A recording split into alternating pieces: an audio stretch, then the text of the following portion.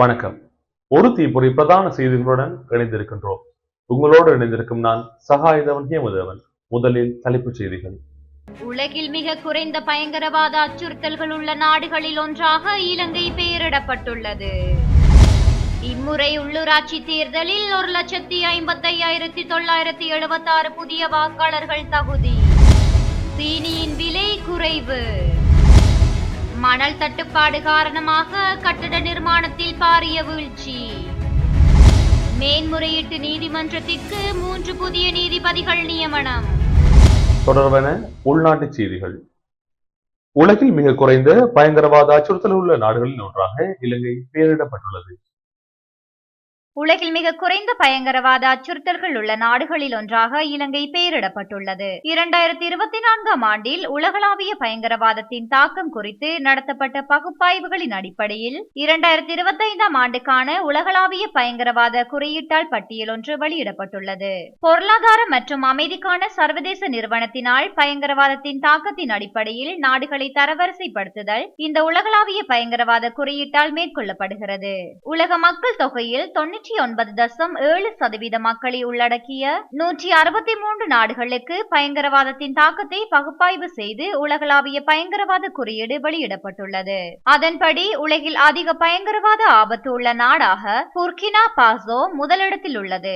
அதே நேரத்தில் பாகிஸ்தான் பட்டியலில் 2வது இடத்தில் உள்ளது. பயங்கரவாத அச்சுறுத்தல்கள் அதிகமுள்ள நாடுகளில் சிரியா 3வது இடத்தில் உள்ளது. இந்த குறியீட்டின்படி பயங்கரவாத ஆபத்து மிக குறைந்த நாடாக உலகளாவிய பயங்கரவாத குறியீட்டில் இலங்கை 100வது இடத்தில் உள்ளது. 2023 ஆண்டில் இந்த குறியீட்டில் 36வது இடத்தில் இருந்த இலங்கை 64 இடங்கள் பின்தங்கி பயங்கரவாத அச்சுறுத்தல்களை குறைப்பதில் தெற்காசிய பிராந்தியத்தில் மிகவும் முன்னேறிய நாடாகவும் அறிவிக்கப்பட்டுள்ளது.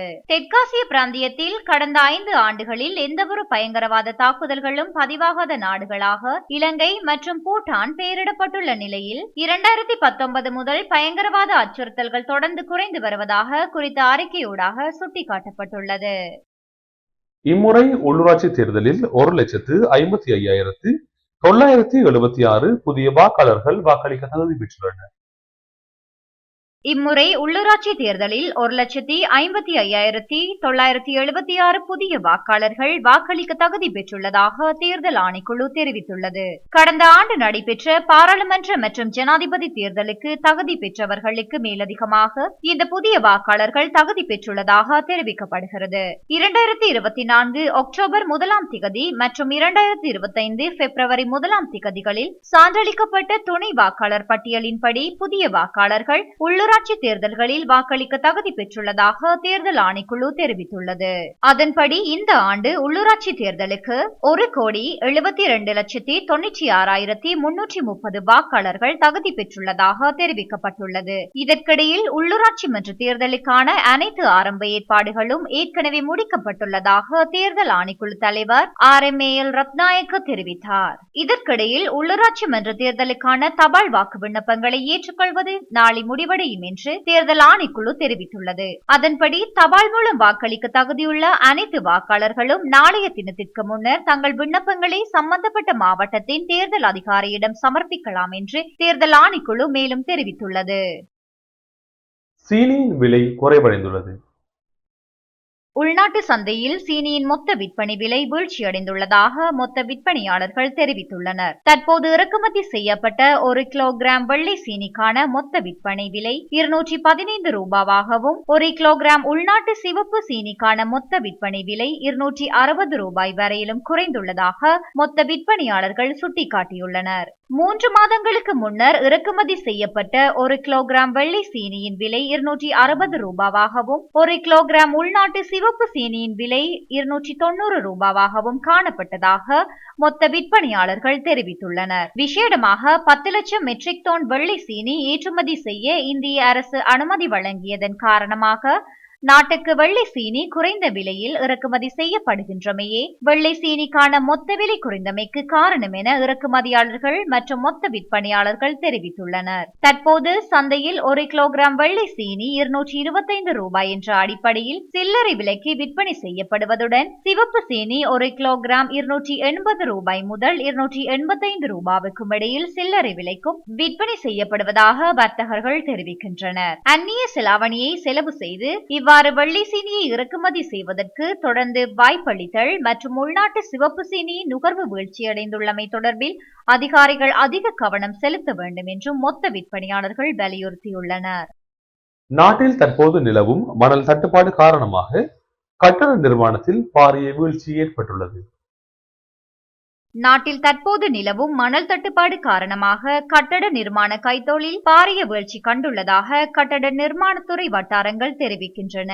இதனால் 20,000 ரூபாவாக இருந்த ஒரு கியூப் மணலின் விலை 30,000 ரூபாய் வரை அதிகரித்துள்ளதாக கட்டட மூலப்பொருட்கள் விநியோகஸ்தர்கள் சுட்டிக்காட்டுகின்றனர். நாட்டில் கடந்த சில நாட்களாக பெய்த கடும் மழை காரணமாக ஆறுகள் பெருக்கெடுத்து சென்றதால் மணல் அகல முடியாமல் போனமையின் காரணமாகவே இவ்வாறு மணல் தட்டுப்பாடு ஏற்பட்டுள்ளது.